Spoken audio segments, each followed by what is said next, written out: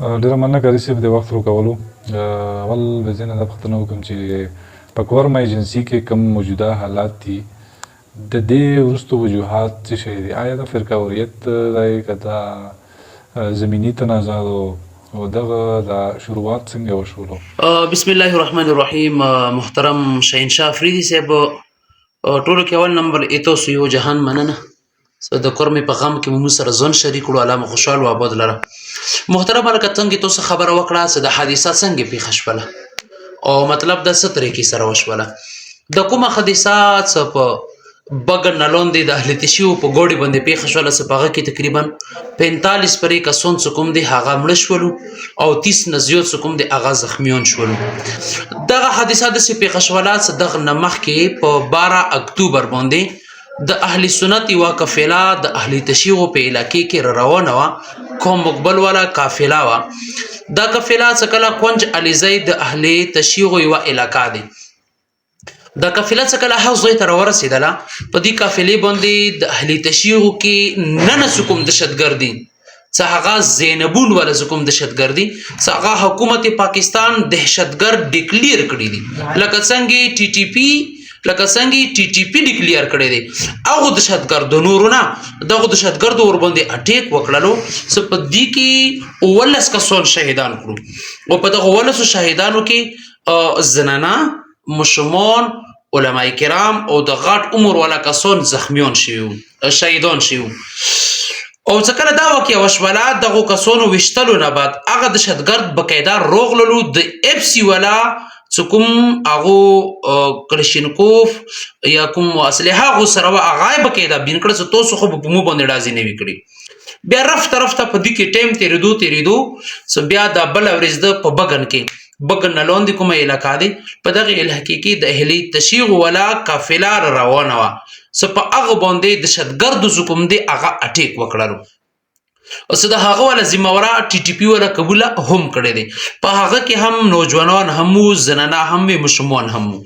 خو لکه د بګن او د اوچت والا کوم خلک وو بقاعده څه کله دا کنوایي وډزېدله د خلک کورونو نه راوتلو د اهل تشیغو څه کومې زناناوې هغه یې هم خوندي کړې، مشرمان یې هم خوندي کړلو او غټ څه کوم کسونو دا یې هم خوندي کړلو، باحفاظت یې سرکار ته حواله کړلو او یې وړلو. زخمیان هم دوی چات کړلو، ایدو څه کوم مړي شوي وو دا یې هم بقاعده سمبول کړو، سپیان یې ورته وکړلې ایزاد طریقې سره یې ورته ویر کړلې او ورباندې اهل سنت څه کوم دی دا د اظهار تشویش هم وکړلو. دغه واقعې نه بعد بیا وشو دا څه کله د دو هغه کوم فوت شوي لاسونه وو هغه دو علاقو ته لاړلو د دو پر اکشن کې بیا داسې وشولو چې د اهل تشیغو کې څه کوم د زینبون برګیډ والا کسان دي دا کسان راولګېدلو په بګن یې اټیک وکړلو. په هغه بګن یې اټیک وکړلو چې د هغه بګن والا دو زناناو ته پناه ویر کړې وه، مشرمانو ته یې پناه ویر کړې وه. په هغه باندې اټیک وکړلو، جمله بزار یې وسېځولو، علماء کرام یې ورکې شهیدان کړلو، 10 نائبو د اهل سنت والا خلک ورکې شهیدان شولو او د مو زناناو پرې د اهل سنت زناناو پرې څه کوم دی موږ ته بېزتیان یې راورسېدلې. نو هغه نه بعد څه کوم دی بیا هغه علاقه دوباره کور شوله، اهل سنت په قبضې کې دی. مزید مخکې د الله تعالی رحم وکړي په کورمه د الله تعالی رحم وکړي. زه حیران یم څه په ټولې دنیا کې شیعه هم شته او سنیان هم شته هغه ژوند تېروی شي موږ په کورمه کې څه نه نشو تېرولی. که دا معلومات مو وکړل چې تر اوسه پورې په دغه چې کوم موجوده حالات روان دي دواړو طرف له به څومره کسان پکې وفات شوي وي، څومره زخمیان به شوي، څومره تاوان شوی دی، نو دا باره کې که لږ معلومات وکړل. نو په دغو درو واقعاتو کې یعنی کون علیزیو کې څه کوم د اهل سنت والا ګوړې وډزېدلو په هغه کې 19 کسان څه کوم دی دا فوت شوي دي، شهیدان شوي دي.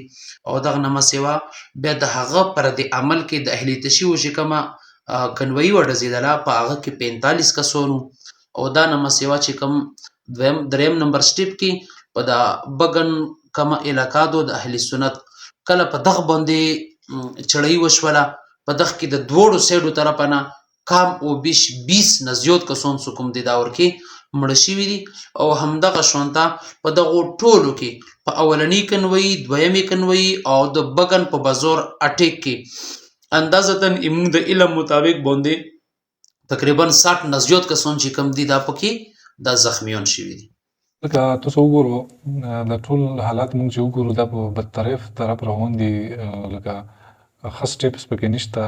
تاسو دلته چونکې موجوده یو نو څه وایو چې دغه وروستو حل څنګه کېدای شي؟ دغه اسان حل یې څه دی؟ تاسو په حال یې پوهېږو کوم یو ځای دی چې هغه نه مسله حل کېدای شي؟ ما په ذهن او په خیال کې د ډسټریکورم د تنازعاتو د حل دپاره څلور اقدامات دي چې هغه ګورنمنټ ته کول پکار دي.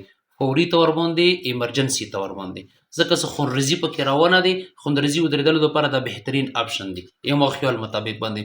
په ټولو کې اول نمبر دا چې حکومت د ټولې کورمې نه اسلحه ټوله کړي، که هغه په اهل سنت کې وي، که هغه په اهل تشیع کې وي، اسلحه دته نه ټوله کړي. اسلحه څو پرې اسلحه نه وي ټوله شوي، زه تا ته تیاري کوم، ته ما ته تیاري کوي.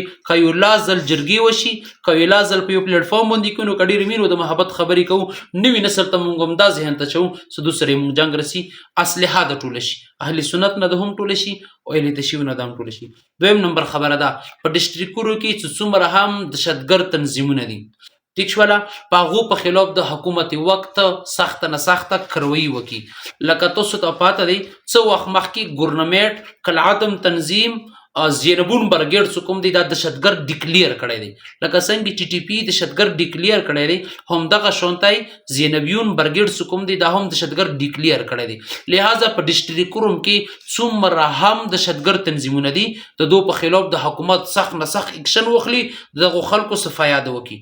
ځکه ضلع کورم امن کې د کورم امن بربدولو کې بنیادي لوز د دغو خلکو وي.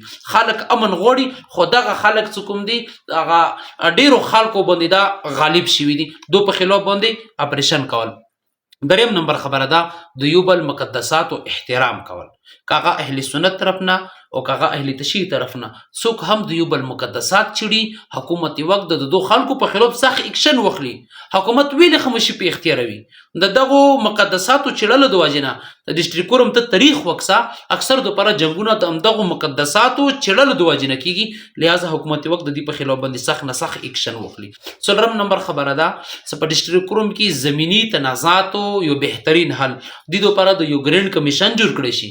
او زمینی تنازعات دا خبرې باندې ځان پوه کو، زمینی تنازعات د شیعه او د سنی اهل سنت او تشیع په منځ کې هم شته، او بیا د اهل سنت په خپلو کې هم زمینی تنازعات شته، د اهل تشیع په خپلو منځو کې هم شته. لکه څنګه هغه په بهترینه طریقې سره حل کیږي، بیا د اهل سنت او د اهل تشیع څه کومې متنازع علاقې دي دا ویلې په هغې طریقې سره نه حل کیږي.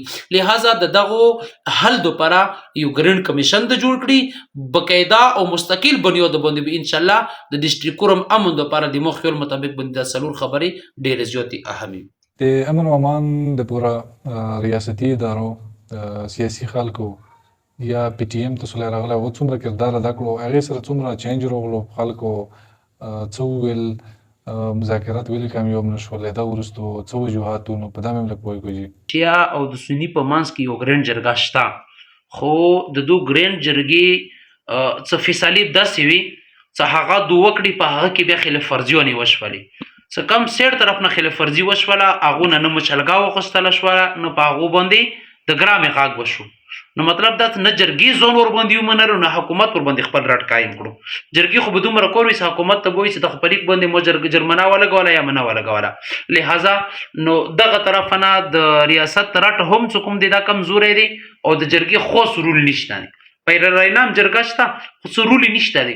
اهل سنت سره کینی دغته یایي چې مطلب تخه یې په حق رواني، اهل تشیع سره کینی اهل تشیع ته یایي. دریم نمبر دا د حکومتي د ریاستي ادارو د خپلې هلې ځلې کوي او ډېر کافي حده پرې کړي دي، مونږ یې په خپله باندې کسو. خو چونکې لکه تاسو ته مو خبره وکړله چې په د مونږ په ډسټریکورم کې د کم مخصوص دهشتګرد چې حکومتي وقت دهشتګرد ډیکلیر کړي دي، د دو پانجې دومره یعنی د دوله څومره دومره اوږده دي که نه، څه نه د سیاسي خلکو زور په دو باندې رسیږي او نه د حکومت زور په دغو خلکو باندې رسیږي. نو دې وجې نه موږ د هغو په خلاف باندې د اکشن والا خبره وکړله. او د پی ټي ایم په حوالې سره په دغه کې پی ټي ایم اوسه پورې څه داسې یو خاص کردار نه دی ادا کړی. یو جرګه خو دو تشکیل کړی دی، خو هغه جرګه اوسه پورې کورمې ته راغلی نه دی. دې نه مخکې منظور پښتون راغلی و د 11 اکتوبر جرګې کامیابولو دپاره. لہذا پی ټي ایم د ډسټریکورم د ضلع کورم د امن دپاره اوسه پورې نه څه ګامونه پورته کړي دي، او دغه صورتحال دی او دا سچویشن دی.